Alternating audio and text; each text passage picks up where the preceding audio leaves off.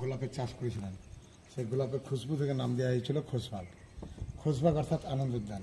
যে সমাধিগুলো দেখছেন পরে দেওয়া হয় 1756 থেকে 1757 সালের মধ্যে সমাধি। এক বছরের মধ্যে এখানে টোটালে 34টা সমাধি হয়েছে সিরাজউদ্দৌলা আলীবর্দী খাঁ পরিবারের। এদের মধ্যে 32 জনকে হত্যা করে সমাধি দিয়েছিলেন মির্জাফরের ছেলে মিরন, এবং 2 জন হচ্ছে নর্মাল ডেথ।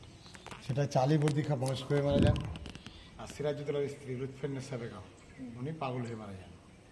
প্রথম যে সমাধিটা দেখছেন ওটা হচ্ছে আলীবর্দী খাঁর স্ত্রী, ওনার নাম হচ্ছে শরফুন্নেসা বেগম, সিরাজউদ্দৌলার যে দিদিমা ছিলেন বা নানিমা। ওনার কাছে সিরাজউদ্দৌলা ছোট থেকে মানুষ, কারণ আলীবর্দী খাঁর ছেলে ছিল না, 3 মেয়ে, ঘসিটি বেগম, আমিনা বেগম, মমিনা বেগম।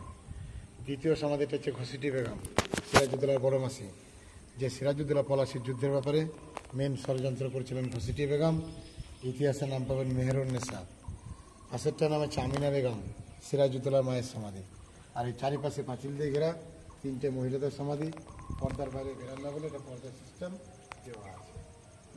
মানে একদম পুরো বন্ধ করে দিই। এই যে চারি সাইডে যে পাঁচিলটা, এই পাঁচিলটা যে পাঁচিল দিয়ে ঘেরা দেখছেন 3টে মহিলাদের পর্দা, মানে গোর্খা থাকতো না মহিলাদের, তার জন্য এটা।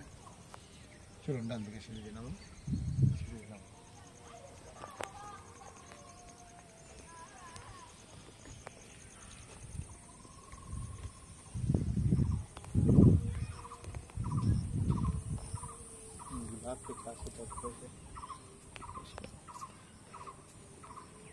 ক্যাপচার করলো।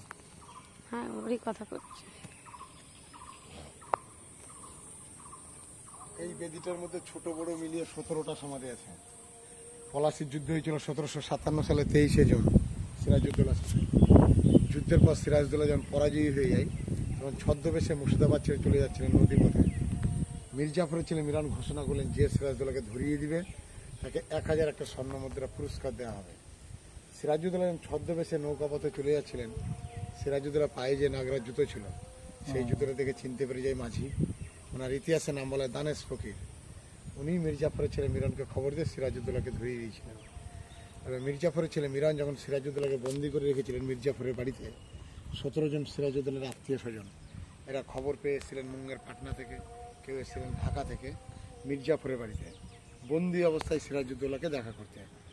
মির্জাফরের ছেলে মিরন দেখলো সিরাজউদ্দৌলাকে দেখা করিয়ে এদিকে ছেড়ে দিলে এরা আবার দেশে যে সিংহাসনের দাবিদার হবে বা যুদ্ধ ঘোষণা করবে। 17 জনকে অতিথি হিসাবে নিমন্ত্রণ করে খাবারের সাথে বিষ খাইয়ে একই দিনে গুপ্তভাবে মেরেছিলেন মির্জাফরের ছেলে মিরন। 17 জনকে গুপ্তভাবে মেরেছিলেন বলেই ইতিহাসের পাতায় এদের প্রমাণপত্রে কারো নাম পাওয়া যায়নি। উঁচু 2টো সমাধি। এরা ছিলেন বয়স্ক ব্যক্তি বা মৌলবী বলে তাতে একটু উঁচু করে সমাধি দিয়েছিলেন মির্জাফরের ছেলে মিরন। সব কবর, আমরা সব কবরের উপরে হাঁটছি। দেখো কি জানি কি হবে, ভগবান বাঁচা।